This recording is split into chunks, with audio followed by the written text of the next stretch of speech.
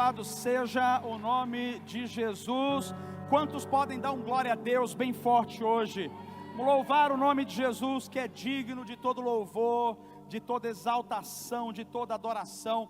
Você é bem-vindo a estar conosco hoje de manhã. Você que está online também, conectado com a gente, fique ligado, porque Deus vai falar com você hoje de manhã.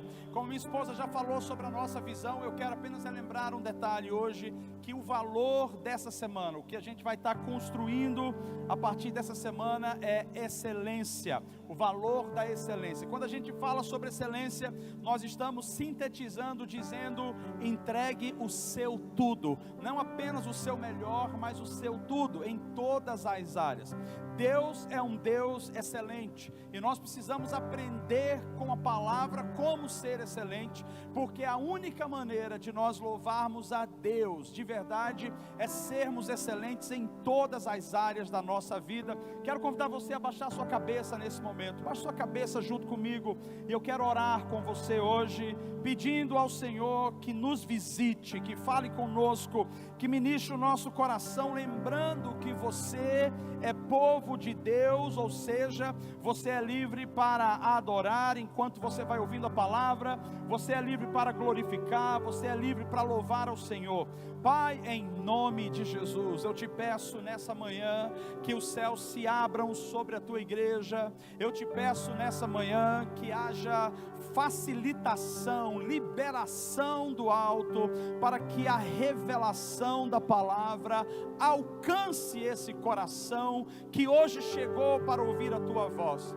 Deus, essa é a tua igreja, é o teu povo que o Senhor levantou, e por isso eu peço nesse dia: alimenta o teu povo com alimento que vem diretamente do teu trono, diretamente do teu Espírito. E por isso nós quebramos hoje todo e qualquer empecilho, toda e qualquer obra que tenta deter o avanço da tua palavra nos corações. Mas eu concordo, Deus, em palavra contigo, na tua palavra, que todos aqueles que receberem essa semente hoje de manhã, essa semente encontrará um lugar fértil, um lugar seguro, e essa palavra vai dar frutos completos, ou seja, a 100 por 1.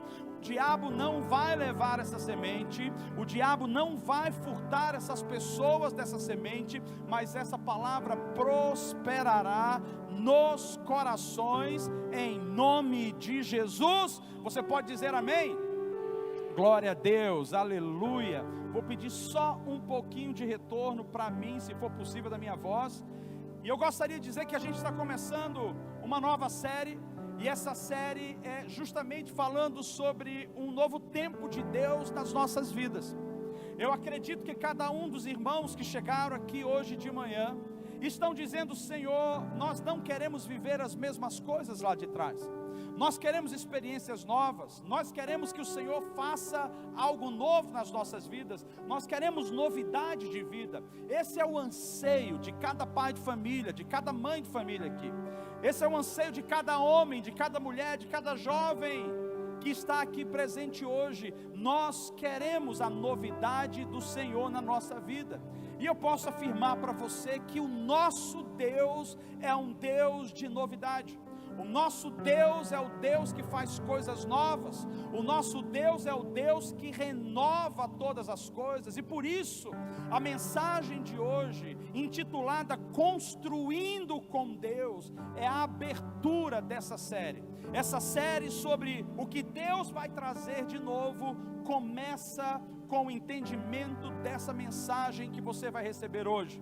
E eu quero apenas dar mais uma ênfase, dizendo que 2025 poderá continuar sendo mais um ano, ou o mesmo ano, ou mais um ano velho, se você não mudar a sua mente, se você não permitir com que as coisas sejam mudadas dentro de você, se você não permitir com que Deus coloque as coisas em ordem. Nós não queremos apenas 2025, nós queremos o novo ano de Deus para a nossa vida, amém? Nós queremos o novo ano de Deus para a nossa casa, nós queremos o novo ano de Deus para os nossos negócios, nós queremos o novo ano de Deus para a nossa família. E por isso, nada melhor do que a gente compreender o que a Bíblia fala sobre construir, mas não construir de qualquer jeito ou em qualquer direção. que a gente aprenda hoje de manhã a construir da maneira que a Bíblia ensina, da maneira que nós não seremos abalados, ou da maneira que a gente vai avançar e prosperar. E é por isso que eu quero começar trazendo para você o texto de 1 Coríntios, capítulo 3.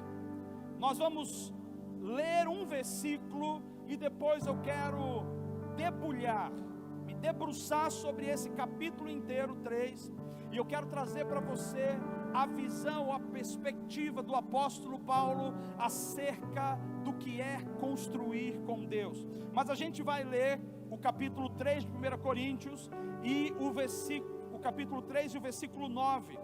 Se você já encontrou ou se vai ser projetado aqui, versículo 9 diz assim: porquanto nós somos colaboradores de Deus, vós sois a lavoura de Deus e edifício de Deus. Agora eu vou pedir para você ler juntamente comigo. Diga assim: porquanto nós somos colaboradores de Deus, vós sois a lavoura de Deus e edifício de Deus. Pois esse texto que a gente acabou de ler, ele é um texto base, ou quem sabe o coração do que o apóstolo Paulo deseja trazer para nós hoje de manhã. Embora esse capítulo não seja um capítulo longo, ele tem inúmeras lições para a igreja. E talvez se eu pudesse colocar para você uma ênfase que o apóstolo Paulo faz como pergunta, para a gente poder entender esse capítulo, a pergunta seria: o que nós estamos construindo? O que de fato estamos construindo? Qual é a nossa construção? Para onde a gente está indo como igreja, como família, como indivíduos? O que eu estou construindo na minha vida? O que eu estou fazendo com aquilo que Deus colocou em minhas mãos? Como eu estou construindo? Também é uma pergunta-chave que nos faz compreender esse texto hoje. E a grande verdade por trás de tudo isso é que o apóstolo Paulo nos traz luz, e uma luz com clareza, com responsabilidade, mas acima de tudo, luz que traz graça para cada um de nós que vamos ouvir essa mensagem.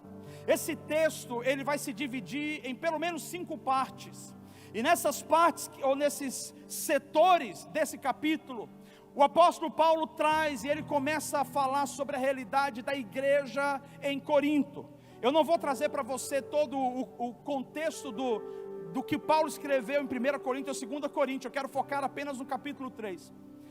E o fundamento que Paulo estava trazendo era essencial por conta de uma situação que estava acontecendo nessa igreja.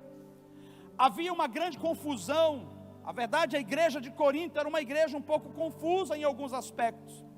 Era uma igreja que vivia firme em algumas áreas, mas era uma igreja oscilante em outras áreas. Era uma igreja que conhecia, mas não era uma igreja que constantemente praticava. Era uma igreja que se gabava da eloquência, mas era uma igreja muitas vezes fria espiritualmente. Então o apóstolo Paulo começa a demonstrar uma crise nessa igreja, e essa crise estava trazendo alguns abalos para o avanço da fé. Essa crise estava trazendo alguns malefícios para o corpo, para a igreja que estava avançando. Então ele precisou endereçar, precisou falar, ele precisou ser claro com a igreja naquele momento, para que a igreja se fortalecesse e para que a igreja construísse sobre o firme fundamento. E a primeira ênfase que o apóstolo Paulo traz na primeira divisão desse capítulo, ele começa falando sobre a imaturidade espiritual dos irmãos de Corinto. A imaturidade, a infantilidade.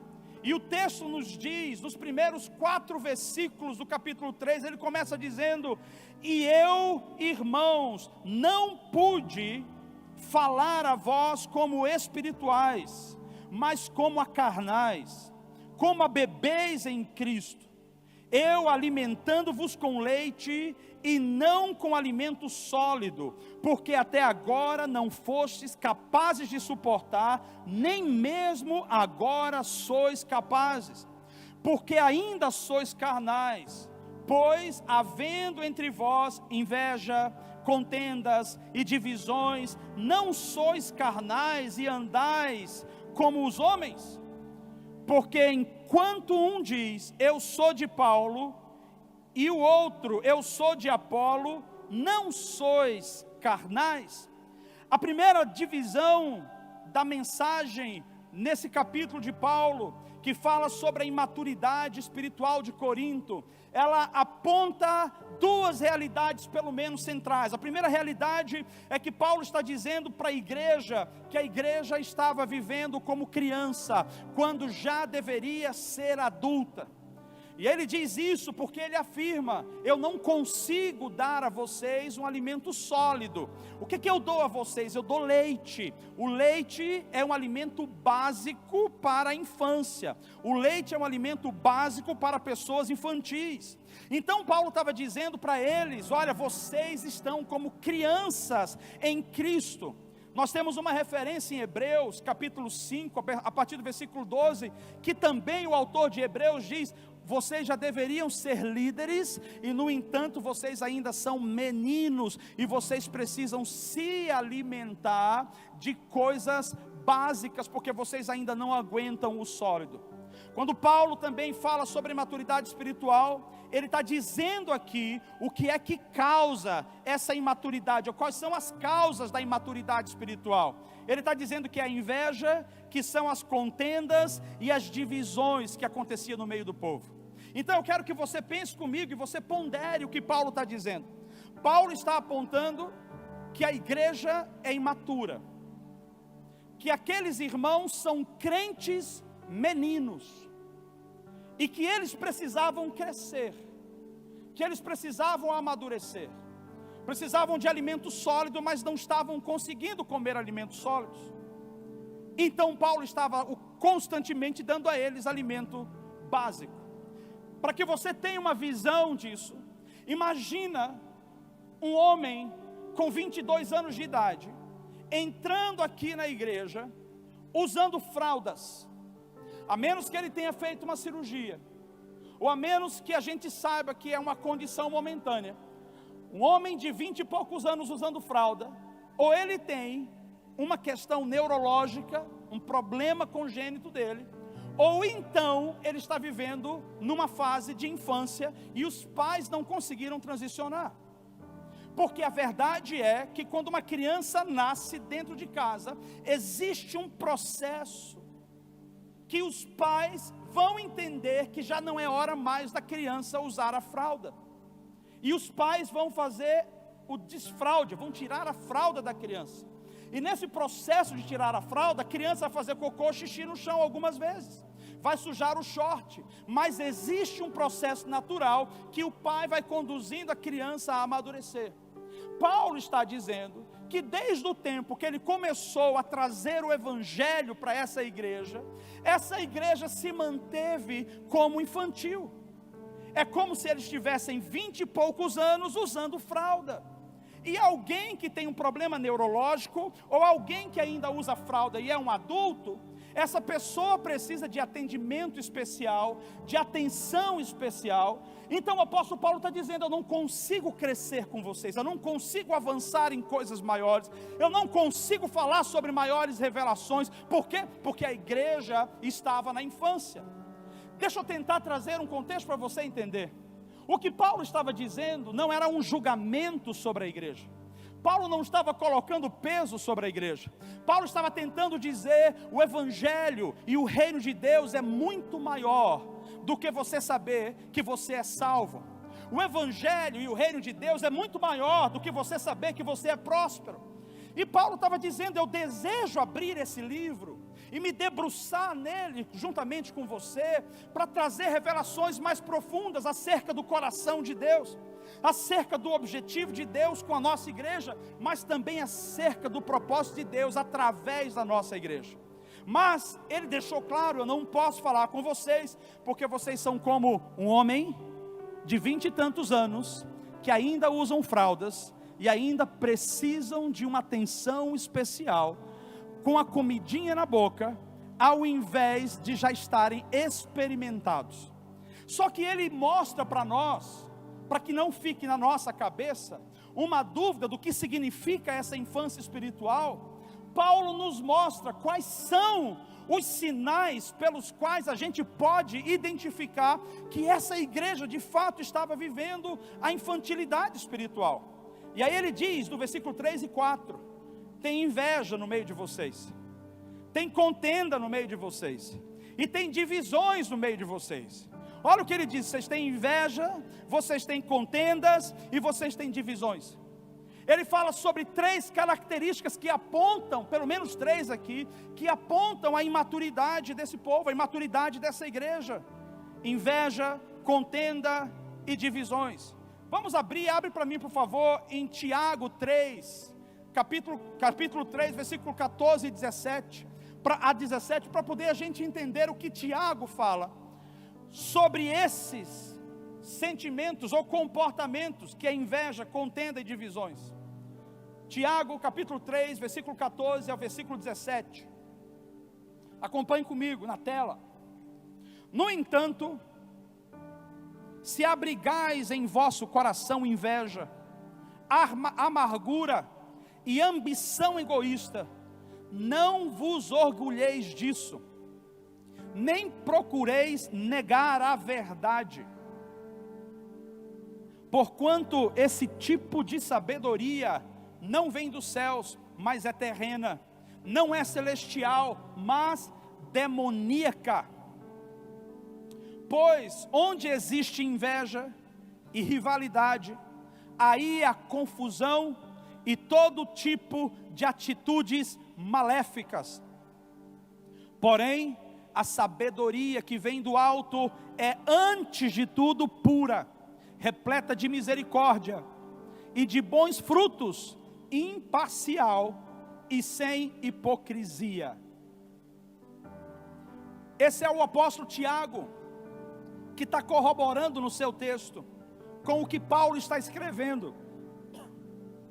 E Paulo aponta aqui, puder me dar um pouquinho mais de retorno para poder me ouvir, que eu estou ficando rouco, não estou me ouvindo.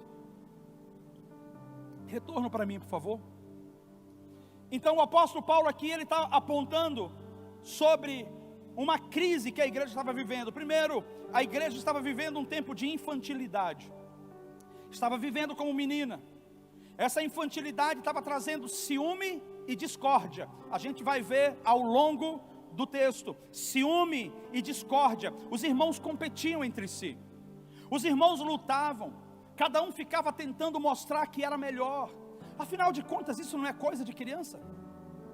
A Anne estava falando com a Sara, porque a Sara estava discutindo com o cachorro, porque o cachorro pegou o brinquedinho dela e mordeu, e ela disse que ele não deveria ter pego, porque o brinquedo era dela. Em outras palavras, o cachorro devia saber que o brinquedo era dela. E a Anne estava dizendo: mas lá na casa dele, ele é único, ele não tem criança, todo brinquedo que entra é dele, então ele vai lá e pega. Ela: mas esse é meu. Tipo assim, o cachorro deveria saber. O cachorro é um cachorro, mas ela é uma criança. Então espera-se de criança que as crianças queiram brigar e serem enciumadas. Espera-se muitas vezes que as crianças sejam rivais. Elas brigam, depois embora elas façam as pazes, mas elas brigam umas com as outras. Elas querem o que é do outro e elas não gostam de compartilhar o que elas têm. Isso é inerente da infantilidade, essa discórdia e esse ciúme. E o apóstolo Tiago estava dizendo: isso não vem de Deus, isso não é celeste, pelo contrário, isso é satânico, isso é maligno, isso é do diabo. Mas também ele mostra aqui sobre partidarismo, dentro desse ambiente da infantilidade, onde cada um assume o seu lugar, ninguém se envolve com a coisa do outro, ninguém está preocupado com o que vai acontecendo com o outro. Essa igreja, ela não estava olhando o todo, ela estava cada um particionado de um lado. E Paulo está dizendo: isso é característica da imaturidade. A gente não consegue ver o todo e a gente defende só um lado ou só uma coisa. E tudo isso também, nessa infantilidade, estava trazendo uma coisa chamada orgulho. Eles pensavam que eram sábios, eles pensavam que eram pessoas maduras, mas na verdade, as características ou os frutos das suas ações estavam demonstrando que eles não eram maduros, pelo contrário, eles eram infantis. Então essa é a primeira abordagem nesse primeiro bloco desse texto que o apóstolo Paulo traz, uma igreja imatura espiritualmente. E obviamente chama a atenção da igreja hoje que está diante de mim, de você, da Logos, da igreja de Cristo no dia de hoje, para que a gente pergunte para nós mesmos, como nós estamos desempenhando a nossa vida cristã, se nós estamos usando fraldas, como homens e mulheres crescidos, ou se nós já estamos de pé, ajudando os novos da fé a se desenvolverem, a se tornarem mais semelhantes a Jesus. Uma das grandes características da igreja moderna hoje, é que nós somos excelentes ouvintes, mas nós somos péssimos praticantes. Nós sentamos em belos cultos, em belas reuniões, em belas palestras, ouvimos a mensagem, mas a mensagem entra apenas no setor intelecto, e ela não desce ao ponto do espírito, para gerar uma transformação interna profunda. Deixa eu me aprofundar um pouquinho mais. Porque a maioria dos cristãos que são imaturos, eles não são apenas imaturos espiritualmente, eles são imaturos em outras áreas, por exemplo, emocionalmente. Quantos cristãos não são imaturos emocionais dentro da igreja? E é por isso que eles talvez não estejam se desenvolvendo espiritualmente, porque emocionalmente eles precisam de uma briga, de uma discórdia, existem ciúmes emocionais. Por que você se destaca? Por que eu não me destaco? Por que você canta melhor do que eu? Por que a minha voz não é tão boa? Por que você tem oportunidade? Por que eu não tenho oportunidade? Por que você está com um pastor? Por que eu não estou com um pastor? Escute, a doença emocional faz com que a gente entenda que a gente precisa estar brigando por coisas, que a gente precisa estar julgando um ao outro. Então essa igreja começa a descer ladeira abaixo, porque as pessoas não estavam entendendo o real motivo do Evangelho. O Evangelho não é para que eu me satisfaça, o Evangelho é para que eu amadureça, o Evangelho é para que eu seja transformado, o Evangelho é para que eu me pareça com Jesus, o Evangelho é para que eu seja um homem melhor, o Evangelho é para que eu seja mais maduro. Quantos casamentos não estão entrando por água abaixo, porque o marido é inseguro? Ciúmes, ciúmes, ciúmes, ciúmes, ciúmes, ciúmes. A mulher não pode olhar para o lado que o cara se treme. Pelo amor de Deus, meu irmão, não te garante não. Muda a tua vida, te conserta. A mulher não pode fazer uma ligação que o cara disse: você estava falando com quem? Por que você estava falando? O que estava acontecendo lá do outro lado? Isso é medo, isso é imaturidade. Se você casou e você é marido, existe uma outra maneira. Não deixe com que a sua alma destrua o novo que Deus tem para você. Não deixe com que a sua imaturidade faça você ficar apenas nesse ambiente que você está hoje, mas não ajude você a evoluir. Eu preciso dizer para você, espiritualmente tem coisas maiores que Deus quer revelar, emocionalmente tem coisas maiores que Deus quer te dar, materialmente tem coisas maiores que Deus quer te confiar. Precisamos amadurecer. Então o apóstolo Paulo, embora ele esteja trazendo a visão espiritual do negócio, ele está englobando todas as áreas da vida do ser humano. Amadureça materialmente, fisicamente, amadureça emocionalmente, amadureça espiritualmente. Esteja atento aos sinais que demonstram que você está imaturo espiritualmente, emocionalmente ou materialmente. Nós precisamos amadurecer. Agora veja só, o segundo bloco que Paulo traz nessa carta, especificamente nesse capítulo, ele traz uma ênfase que no meio de toda essa imaturidade havia uma obra de Deus. E essa obra de Deus, ela não estava baseada no homem, mas estava baseada no próprio Deus. Então, aqui o apóstolo Paulo mostra, escute gente, a diversidade de ministérios, mas o Cristo é um só. existem várias pessoas, existem vários dons, existem diferentes tipos de qualidade, mas o objetivo final é um só. O objetivo é Cristo. Dê uma olhada comigo no versículo 5 a 9 do capítulo 3. 5 a 9 vai dizer assim: quem então é Paulo e quem é Apolo, senão ministros pelos quais crestes, conforme o Senhor deu a cada um?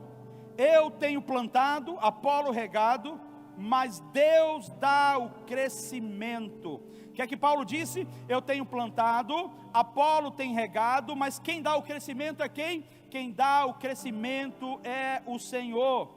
E aí ele continua dizendo, no versículo 8: ora, o que planta e o que rega são um, e cada homem receberá a sua própria recompensa, de acordo com o seu próprio trabalho. Vou ler de novo esse texto.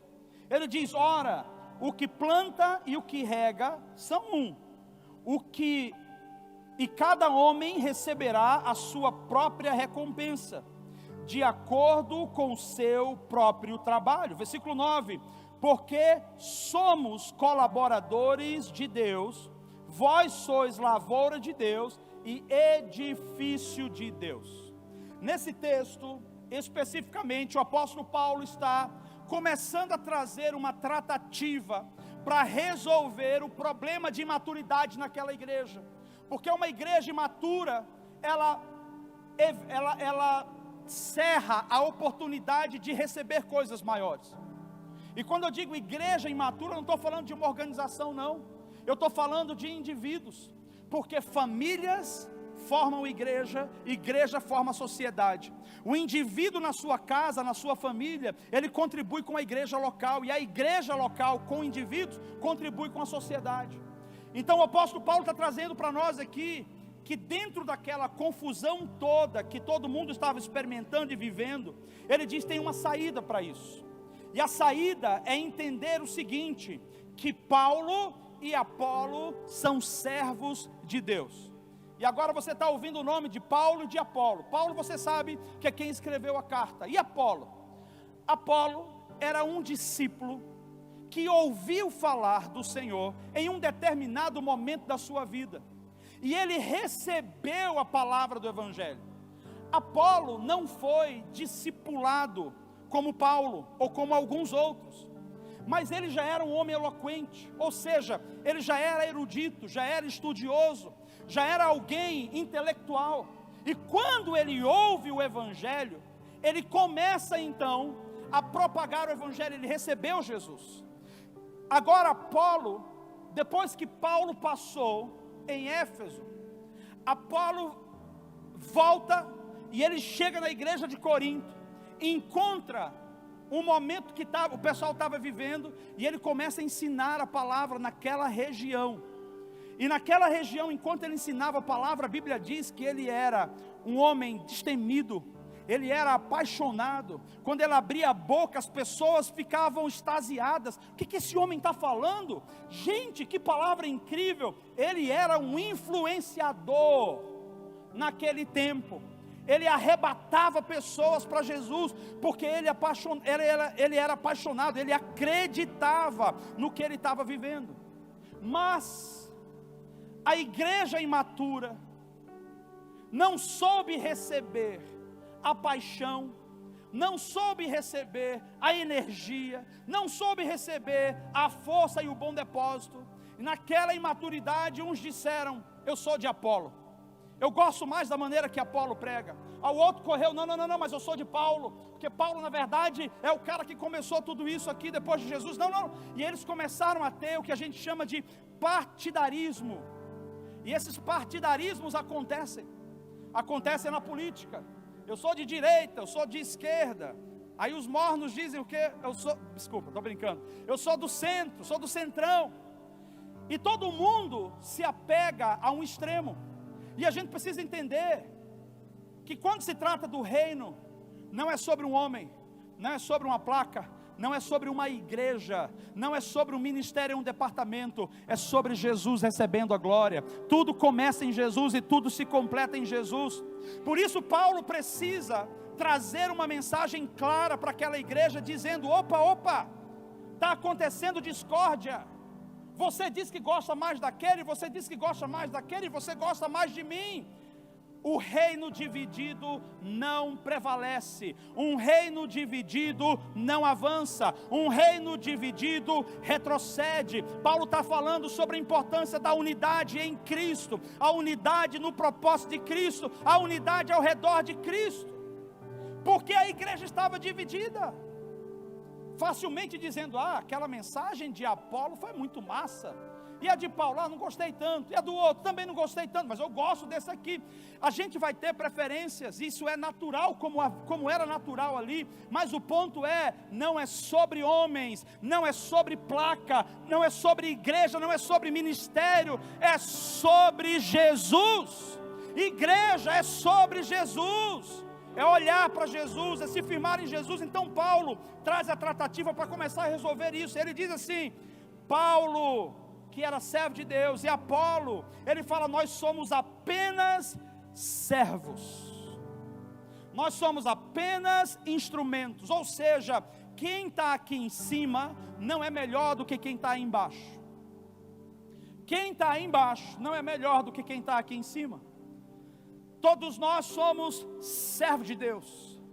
E aí Paulo traz com clareza, dizendo: eu trouxe uma parte do ministério, mas o que eu trouxe não é suficiente, se não houver a segunda pessoa que faz a parte dela.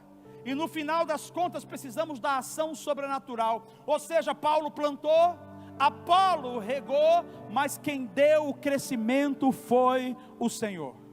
O que Paulo está dizendo aqui é: homens têm fases, ministérios têm fases, são momentos que a gente vive, e a gente precisa ser apaixonado e viver o melhor para Deus.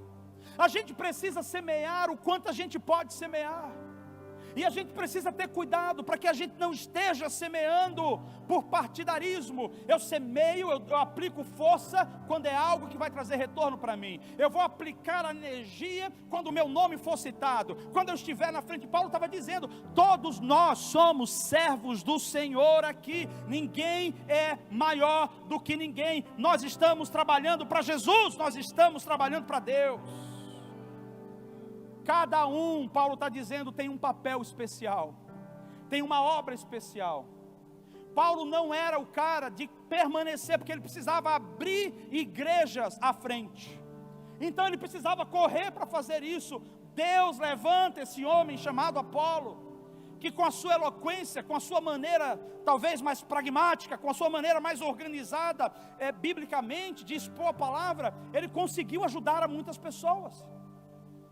Mas ele encontrou ao longo do caminho dele outras pessoas que foram ajudando a essa semente se expandir, a essa obra se expandir.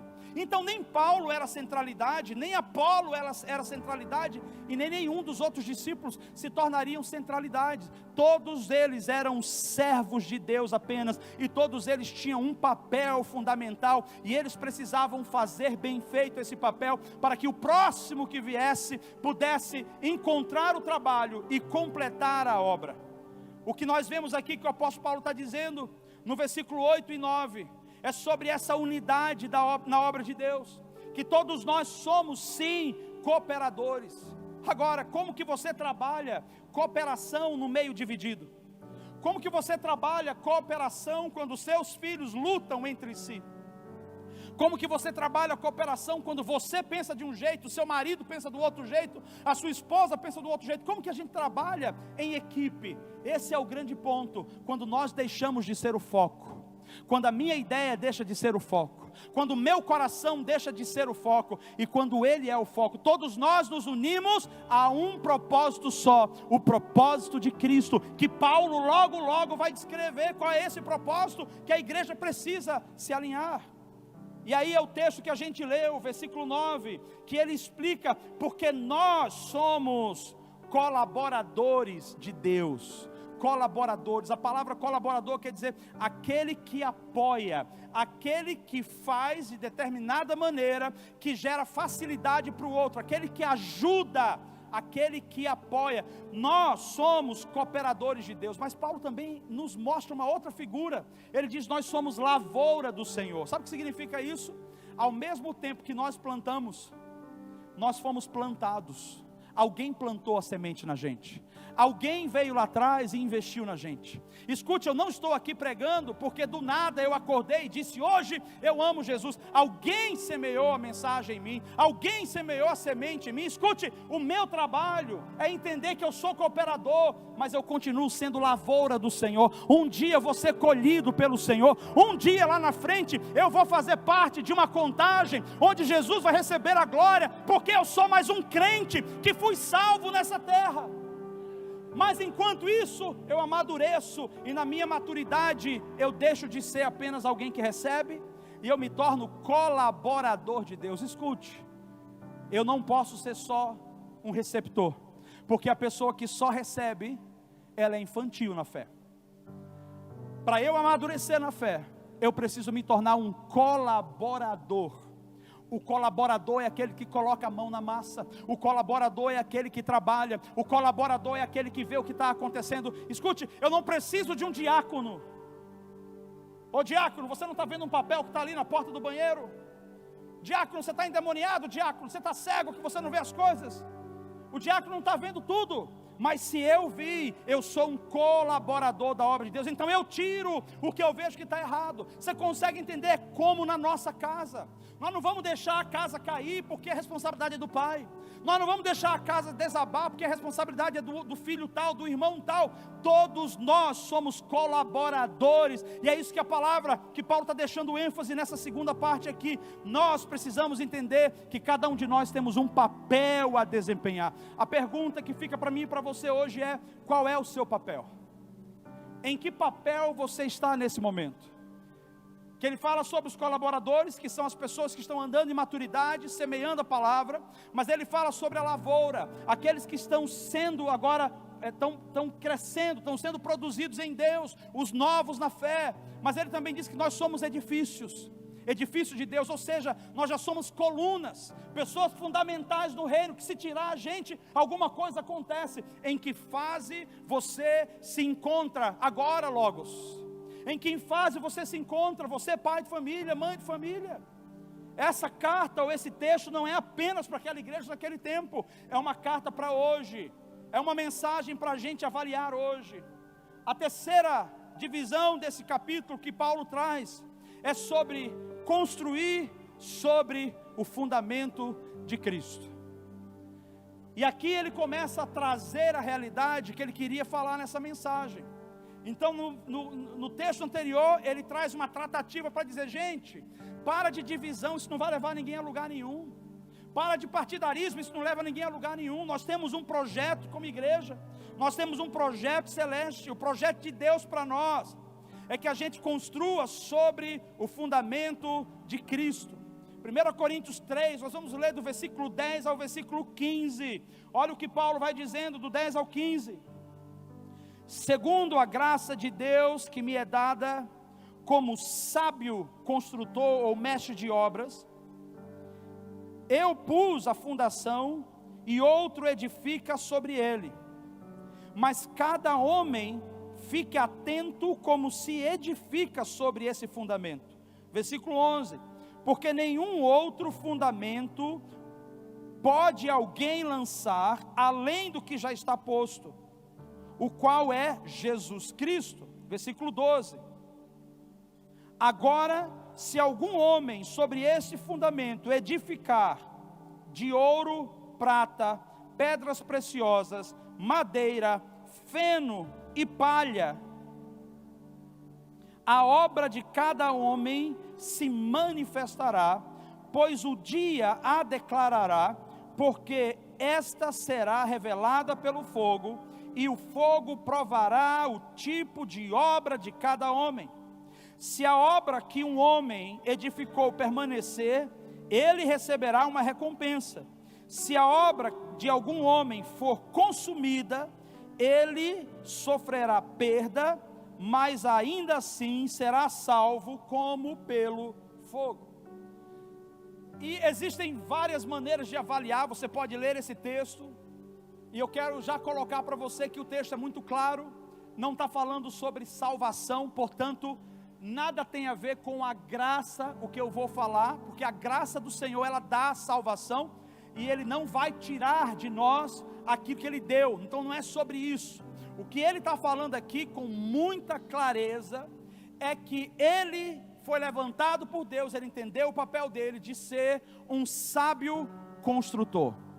Ele está dizendo, eu entendo que Deus me deu a revelação, e eu coloquei o fundamento, ou seja, a igreja de Corinto, ou todas as outras igrejas por onde Paulo passou, ele não falou de si, ele falou da palavra, ele falou de Jesus, ele mostrou qual era o caminho, ele estava dizendo, não há salvação a não ser em Jesus, não há salvação a não ser em Jesus, ou seja, só Jesus é o único caminho, a verdade e a vida.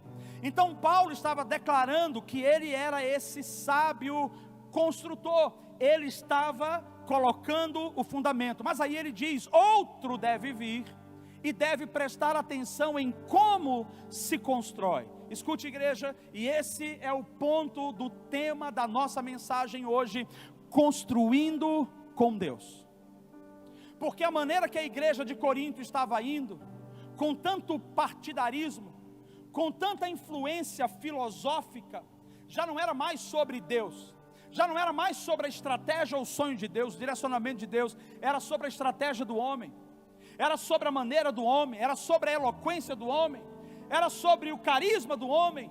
Então o apóstolo Paulo estava dizendo, vamos estabelecer aqui, quando se trata da igreja, é sobre Jesus, ninguém deve brilhar, só Jesus deve brilhar. Não existe nenhum projeto que deva ressaltar o homem, todos nós somos servos de Deus, colaboradores de Deus, todo projeto é para Jesus. Não existe nenhum holofote, não deve haver holofote para o homem, o holofote deve ser para Cristo, deve ser para Jesus.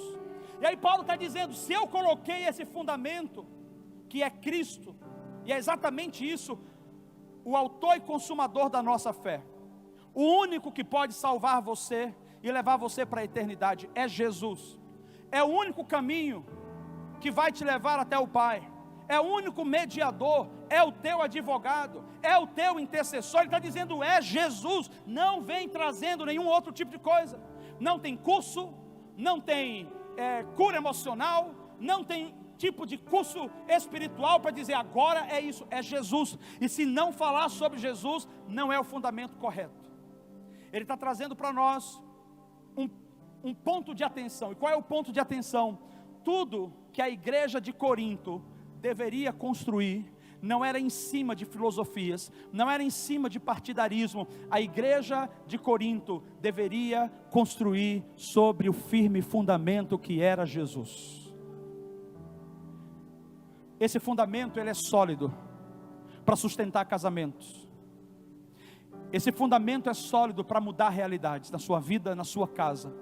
Esse fundamento é sólido para quando vier qualquer tipo de abalo sobre a economia numa nação, nós continuaremos firmes, como a Anne estava cantando aqui. Eu não me movo por causa da economia, eu não me movo por causa da sociedade, eu não me movo pelo medo, pela insegurança, eu me movo em Cristo, eu estou firmado em Cristo. Então esse fundamento vai sustentar você, e qualquer coisa que você construir precisa ser em cima de Cristo, precisa ser no firme fundamento que é Cristo. E o que eu acho interessante é que ele traz para nós um exemplo prático, quando ele diz, aquele que constrói, aí ele está falando sobre materiais, ouro, prata, pedras preciosas, aí ele usa outros tipos de materiais que são combustíveis, madeira, feno e palha.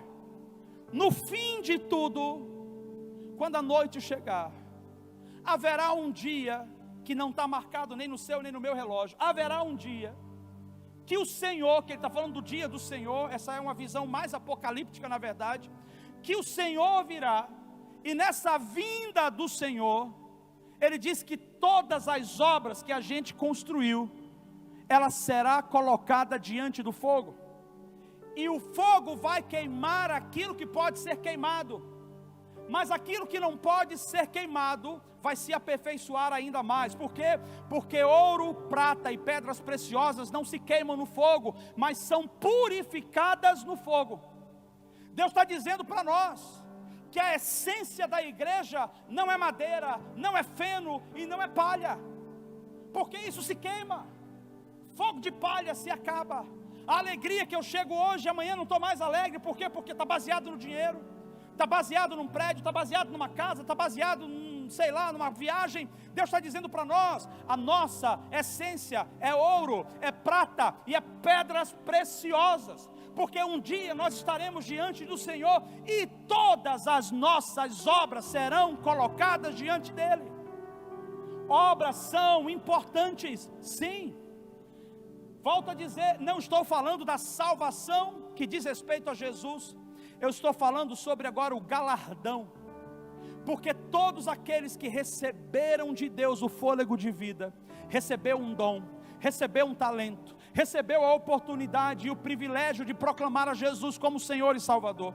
Todos aqueles que receberam alegria, paixão, entusiasmo e foram abençoados, têm também o privilégio de ser um colaborador e um participante na obra de Deus, de dizer, por causa da obra, eu empenharei a minha vida. Bem, eu poderia abrir um pouquinho mais e dizer para você que ouro, prata e pedras preciosas vão te dar galardão na eternidade. E o que é essa eternidade? Inclusive eu vou falar sobre isso em breve. Mas o que é essa eternidade, pastor? Quando tudo passar aqui, a Bíblia diz que nós estaremos diante dele e nós receberemos um galardão. Ou seja, aquilo que você construiu na terra é como se gerasse créditos. Eu não estou falando de dinheiro, eu estou falando de presentes, de galardão que Deus vai retribuir segundo o seu esforço aqui na terra. Não sou eu que estou dizendo, é o apóstolo Paulo que está dizendo, é a Bíblia que diz, é o apóstolo João lá em Apocalipse que diz que o nosso trabalho aqui resulta em recompensa no céu. Ou seja, vale a pena sofrer por Jesus, ou seja, vale a pena trabalhar para Jesus, ou seja, vale a pena ser um instrumento de Deus para que o Evangelho se espalhe. Vale a pena investir o seu tempo, a sua energia e o seu recurso para que o Evangelho se espalhe. Porque não é sobre o seu futuro, é sobre o Evangelho, é sobre o Reino de Deus. Do seu futuro Deus vai cuidar, da sua casa Deus tem cuidado, do futuro dos seus filhos Deus vai orientar. Mas e o reino de Deus? Aonde está o reino de Deus? Como que eu vou viver essa eternidade? Como que eu vou desfrutar dessa eternidade? Então Paulo está dizendo, quando você for construir, cuidado, para você não começar a construir com a primeira fase desse capítulo, infantilidade e imaturidade espiritual. Porque tem muita gente construindo em cima do seu próprio nome. Tem muita gente dizendo, eu vou me envolver, mas eu preciso que o meu nome esteja lá. Eu preciso ser lembrado. Não é sobre você, é sobre Jesus. E se você nunca for lembrado nessa terra, não tem problema, porque nós vamos chegar um dia lá na eternidade, e as pessoas vão olhar ao redor e Ele vai estar dizendo, chamando você pelo nome. Ele conhece quem você é, e isso deve bastar, isso é suficiente. Nós só temos que ver se não estamos construindo em cima de inveja, de ciúmes, de infantilidades, porque isso no final será queimado. E quando for queimado não te restará nada. E a Bíblia diz aqui, todavia tal homem não perderá a sua salvação. Ele será salvo, mas ele será salvo pelo fogo. E esse é um outro contexto que a Bíblia mostra. Ela está dizendo o seguinte, algumas estações de deserto, algumas estações de dificuldades, algumas estações de tempestade, na verdade não é o diabo que faz, é Deus quem gera. E sabe por que Deus gera? Para purificar você, para queimar aquilo que pode ser queimado, mas para manter o seu coração nele. Porque quando as coisas são queimadas, a gente busca, quando as coisas vãs são queimadas, a gente busca o que é eterno. E tem muita gente aqui que ele está dizendo, vão construir, não é sobre perder a salvação, eles vão continuar salvos, mas eles não vão receber galardão na eternidade. Escute, galardão é importante, aquilo que você faz hoje aqui é importante, Cada ação que você faz em prol do reino de Deus é importante. Quando você traz o seu dízimo na igreja, é importante. Quando você serve no ministério, isso é importante. Quando você se empenha com o avanço da obra, isso é importante. Quando você adere às movimentações e participa das coisas, isso é importante. Quando você vem no Rinene e você ajuda lá fora aquelas pessoas que para muitos não tem valor algum, isso é importante.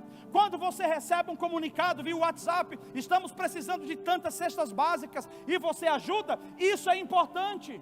Esse tipo de trabalho não vai ser queimado, ele está sendo gerado como um crédito para você, e ele vai trazer para você um galardão eterno. Por isso, não é quanto dinheiro você tem aqui, mas é o quanto você está acumulando na eternidade. E eu digo para você, talvez tenha pessoas que nem tenham tanto dinheiro aqui hoje, mas você pode estar cheio de pedras preciosas, cheio de galardão na eternidade, e é sobre isso.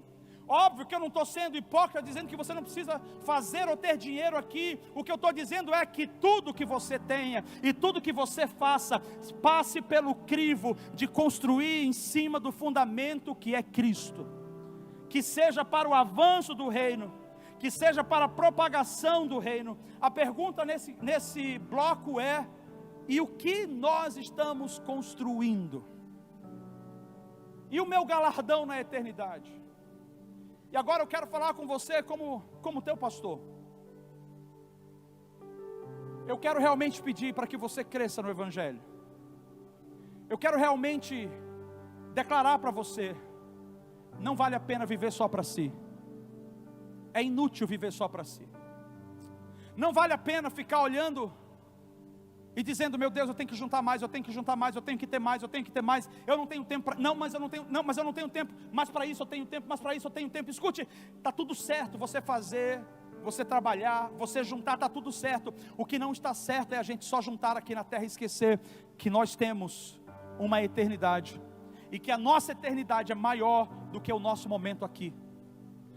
Eu digo para você que os seus melhores anos sejam para servir a Jesus, que os seus melhores anos sejam para dar o seu tempo para Ele, que as pessoas ao estarem ao seu redor, elas possam desfrutar de você. E aí eu trago aqui como contexto para isso o próprio apóstolo Paulo, que abriu mão de tanta coisa boa que ele poderia viver, e ele passou a viver o Evangelho, pregado com a própria vida, abençoando pessoas por onde ele passava. Ele foi chicoteado, ele foi preso, ele foi jogado do navio, naufragado, foi picado por uma serpente, por uma víbora. Esse homem foi perseguido, apedrejado, traído. Nós estamos falando de alguém que passou por tudo isso e não abriu mão, porque ele entendia: o meu papel, o meu ministério, a minha cooperação para a igreja vale a pena algumas fases da minha vida, vale a pena algumas perdas, vale a pena alguns sofrimentos, para que Cristo receba a glória no final de tudo. E me desculpe, a Bíblia diz que todo aquele que quer viver piedosamente ou de maneira fiel ao Senhor vai padecer perseguição. Não tenha em mente que a gente vai continuar sentado aqui dentro da igreja do mesmo jeito para sempre. Logo vão se levantar leis, logo vão se levantar perseguidores. Por quê? Porque todos aqueles que decidem seguir Jesus, eles vão na contramão do mundo. A pergunta é se você tem consciência que vale a pena sofrer por Jesus, se vale sim a pena colocar a mão no bolso e investir para que o Evangelho chegue mais longe, se vale a pena eu servir um determinado ministério, se vale a pena eu empenhar a minha vida na obra de Deus. Vale a pena, para que o Cordeiro receba a glória. E Paulo está dizendo: nesse fogo, o que for palha, madeira e feno vai passar, mas se as suas intenções forem puras, elas se tornarão como créditos na eternidade. E nós vamos celebrar, nós vamos ter banquetes nos céus, nós vamos ter momentos de celebração na eternidade. E a Bíblia diz, talvez não seja algo tão claro, mas a Bíblia diz que nós vamos governar com Ele, ou seja, Ele vai mudar tudo, vai ser um novo céu e uma nova terra. Ele vai restabelecer a ordem no mundo. E Ele vai pegar quem? Para reinar e governar, para organizar as coisas? A igreja, aqueles que são fiéis, ou seja, você na igreja, que é fiel, que se levanta, que serve ao Senhor, Ele vai te dar galardão. Você vai ganhar galardão. Enfim, isso é um tema escatológico, que não é necessariamente que Paulo quer trazer. Mas aí eu caminho para a minha conclusão, onde ele fala, no quarto bloco ele diz, o templo de Deus é a habitação do Espírito Santo, versículo 16 e 17, que vai dizer assim: não sabeis vós que sois o templo de Deus, e que o Espírito de Deus habita em vós, versículo 17, se algum homem corromper o templo de Deus, Deus o destruirá, porque o templo de Deus é santo, e este templo sois vós. Nesse caso, eu quero trazer para você que Paulo estava falando desse templo, mas Paulo estava falando também do edifício, templo de Deus, a igreja, a casa do Senhor. Então Paulo está dizendo que eu, como indivíduo, quando vivo em comunidade, eu construo a igreja construída de indivíduos, são várias pessoas, é o corpo junto, é aqui que a gente cresce, é aqui que a gente se afia, é aqui que a gente se amola, é aqui que a gente aprende a perdoar, é aqui que a gente aprende a investir, é aqui que a gente aprende a ser perdoado e ser investido. Então o apóstolo Paulo está dizendo, a igreja precisa ser preservada, o indivíduo precisa ser preservado, e nisso ele está dizendo que a gente precisa ter a mente de Cristo, olhar como Cristo. Os crentes são o templo de Deus, nós somos o templo de Deus, Deus habita em nós. Por isso eu quero te chamar a atenção a um detalhe: não seja igreja aqui e inferno lá fora. Seja igreja lá fora e seja igreja aqui dentro. Não seja igreja em público, mas quando você está com uma pessoa só, você é terrível, você é maligno, você é duro, você é infiel. O apóstolo Paulo está dizendo que nós somos o templo do Senhor, e o templo ele não é parcial, ele é completo, integral. Então somos esse templo, mas ele também adverte para a gente não destruir o templo. Não destruir o templo. Quando eu sou imaturo, o meu objetivo é me levantar e diminuir você. Quando eu sou imaturo, eu chamo atenção para mim e tiro a atenção de você. Quando eu sou maduro, eu me diminuo e eu aumento você. Quando eu sou maduro, eu me torno plataforma para que você cresça e você avance. Qualquer tipo de sentimento que o foco seja eu, em detrimento do meu irmão, é imaturidade, é maligno, não vem de Deus. Ele está sendo claro, advertindo para a gente não destruir o templo de Deus. E às vezes a gente fala, não, mas eu sou um bom dizimista, eu sou fiel, eu vou nos cultos, eu participo. Mas se você não está edificando a vida da igreja, dos irmãos no dia a dia, você está destruindo também o templo de Deus, porque o templo é feito de pessoas, e nós precisamos aprender a valorizar as pessoas, nós precisamos aprender a levantar as pessoas, nós precisamos aprender a honrar a vida das pessoas. Talvez essa seja uma das lições que a gente mais aprendeu, eu e a Anne, ao longo da nossa vida, e que a gente mais ensina, embora não seja fácil o tempo todo. Edifique e valorize o tempo todo. E quando não conseguir edificar, faça o dobro depois, mas edifique e valorize. Por quê? Porque cada um de vocês não é apenas uma pessoa comum. Quando eu olho para você, eu estou vendo Cristo. Você tem o sangue de Jesus na sua vida. Você deixou de ser você. Você é extremamente importante. Você é extremamente especial. A igreja precisa viver assim. E quando nós estivermos vivendo assim, nós saberemos que não estamos vivendo uma vida imatura, porque a gente não quer o bem pessoal, a gente está querendo o bem coletivo. E o apóstolo Paulo finaliza do versículo 18 ao versículo 23, quando ele fala para a gente ter cuidado com a sabedoria humana, mas para a gente buscar a sabedoria de Deus. Não busca a sabedoria do mundo, mas a sabedoria de Deus. Ele começa a dizer no final do versículo, no final do capítulo, versículo 18, ele vai dizer assim: nenhum homem se engane a si mesmo. Se algum homem dentre vós permanecer sábio nesse mundo, torne-se louco para poder ser sábio. E ele está concluindo, não alfinetando, mas apontando. O problema daquela igreja é que eles tinham muito intelecto e eles tinham pouca prática. Esse povo se reunia para estudar livros clássicos da Torá, do judaísmo. Eles se reuniam e falavam difícil e gostavam de termos difíceis. Mas quando eles saíam dali, eles eram rasos, porque não tinham vida de família, não tinham vida social. Eles eram intrigadores, brigavam entre si. Eles eram facciosos. E o que eu quero dizer para você é que não adianta se reunir em grupos para orar 1 hora e sair dali pior do que quando você chegou. Não adianta pegar livros eruditos e gastar um monte de tempo lendo livros eruditos, mas você não ter fruto nenhum na sua vida. O básico você não sabe. Você sabe sobre o profético, você sabe quando Jesus vai voltar, você consegue ler Apocalipse, mas o básico você não sabe, que é amar a Deus acima de todas as coisas e amar o seu próximo, que é sobre servir o pobre, que é sobre ajudar o necessitado, que é sobre dar a mão ao irmão que está prostrado. A gente se reúne como esses irmãos se reuniam, e a gente fala coisas eloquentes. Paulo está dizendo, não é sobre essa revelação que eu estou dizendo. Ele está dizendo, primeiro vocês precisam dominar o básico, para que Deus traga então revelações maiores. Então ele exorta a igreja a não se enganar com sabedoria humana. E olha, eu vou dizer para você, tem um monte de lixo aí nessa internet, um monte de lixo nessa TV.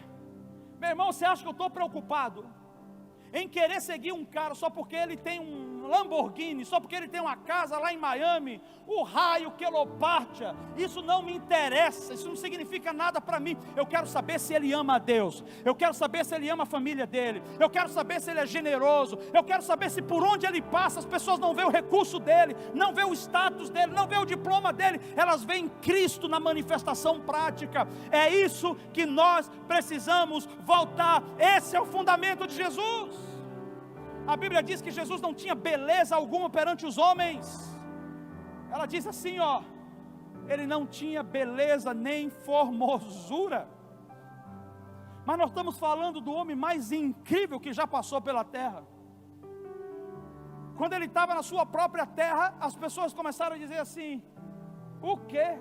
Esse daí anda curando leproso? É nada, é ele? Não, não é, não pode. Filho de José e de Maria? Tá, tu é louco, esse cara não está fazendo. Tá, é ele, bora lá. Aí o cara vai lá e vê, não, mas é esse mesmo. E os caras que estão com ele, é irmão dele, tudinho, mora tudo na mesma casa, rapaz, farinha do mesmo saco. Nós estamos falando do homem que ressuscitou mortos, nós estamos falando do homem que levantou paralíticos, nós estamos falando do homem que livrou pessoas de espíritos malignos, nós estamos falando do homem que não estava atrás de status, que não estava atrás de aparência, ele estava construindo ouro, prata e pedras preciosas. Ou seja, não importa o que você diga, não importa o que você faça, o fundamento é: ame a Deus sobre todas as coisas e ao teu próximo como a ti mesmo. Aleluia!